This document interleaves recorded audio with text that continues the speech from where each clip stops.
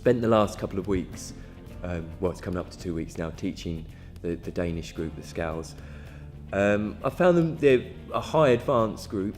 I'd say actually proficient in their receptive skills. They understand everything.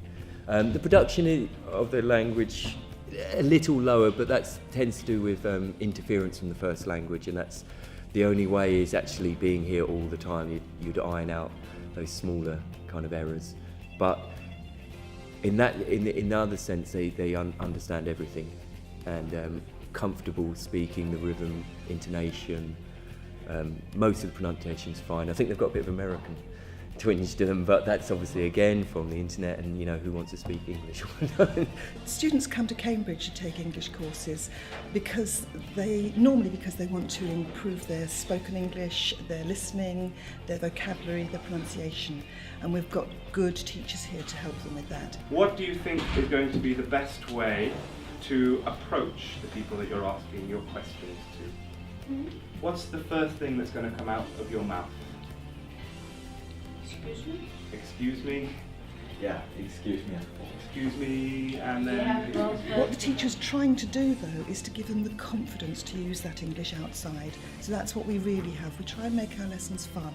We try and make them do the English, use the English that is relevant to those students, so that when they get a lot of confidence, and they can go and use that English outside elsewhere. The way I try to teach is in smaller groups, so that they work together and have communicated it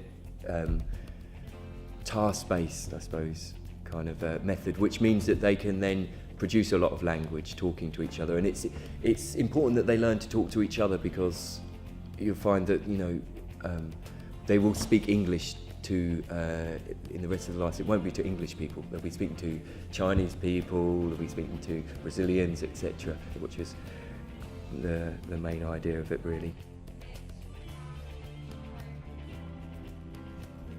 With our classes, we like to help students compare British culture with their own culture, so they'll get a lot of that. They'll get British culture and British life as it really is, rather than from the movies and the television and the films that they see back in their own country. If you say some questions, they might go no and leave. Okay? So 3, 4, 5 questions, however many you're going to ask, and a big smile when you're asking, okay? And you'll get the maximum responses. I think that Cambridge is a free, friendly city, and so I think they were able to go out and they were able to communicate with the local people more.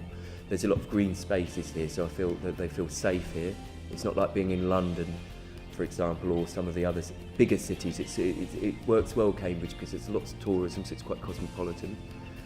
But it's also quite a small town, and so they feel that they felt safe here. They could walk around, experience parts of the history of Cambridge, of England as well, rather than just being another city. The lessons give the students confidence to go out and use their English with ordinary English people, British people, which is a really, really important thing that we give them in Cambridge. Also found that they work well together in groups. They seem to, I don't know if it's something to do with the boarding school that they're coming from, but they work well socially. They seem to be impartial. They don't seem to have any prejudices as such with who they're working with. I've enjoyed it a lot. It's fulfilling, because they definitely respond well to all the tasks, and they genuinely, especially at age, they seem to have an ethic of learning. They want to learn, they're interested in new work, picking up new vocabulary, and then also challenge the concepts that they're being taught as well.